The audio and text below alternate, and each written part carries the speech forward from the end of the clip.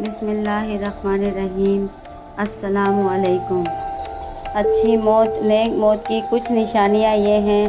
انسان کو اللہ مرنے سے پہلے خوشخبری دیتا ہے، اس سے موت کا خوف دور ہو جاتا ہے، بلکہ وہ خوشی خوشی سے اپنی عبادت، تیاری اور ذکر میں مشغول رہتا ہے، جس سے موت کی ہلکانی اس پر ظاہر نہیں ہوتی۔ اللہ کے رسول صلی اللہ علیہ وسلم بھی کلمہ پڑھتے، گفتگو کرتے کرتے اور صحابہ کرام بھی اسی طرح کے اللہ کے پاس گئے۔ دوسری نشانی، جیسے اللہ کریم کلمہ نصیب کر دے، اس سے اچھی موت کوئی نہیں۔ اللہ کے پیارے نبی صلی اللہ علیہ وسلم نے فرمایا، جسے موت کے وقت کلمہ نصیب ہو، وہ اچھی موت مرا اور جنت میں بھی داخل ہوگا۔ تیسری نشانی، موت کے وقت اس کی پیشانی پر پسینہ آ جائے، یہ اس کے حسن خاتمے کی نشانی ہے کہ اچھی موت مرا۔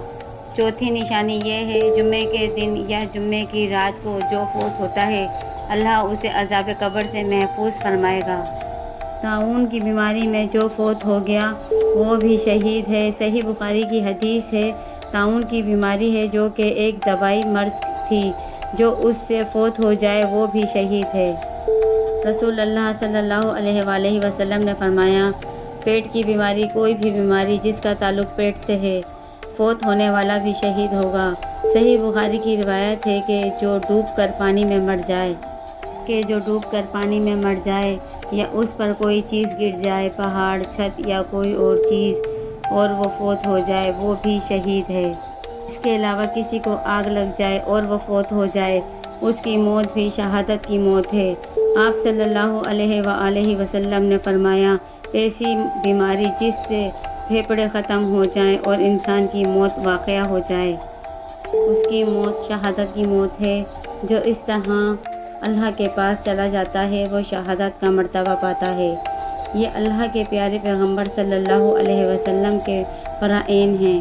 اللہ کریم سے دعا ہے کہ وہ ہمیں ایک اچھی اور شہادت کی موت عطا فرمائے اور قیامت کے دن اپنے نیک بندوں کا ساتھ عطا فرمائے، آمین۔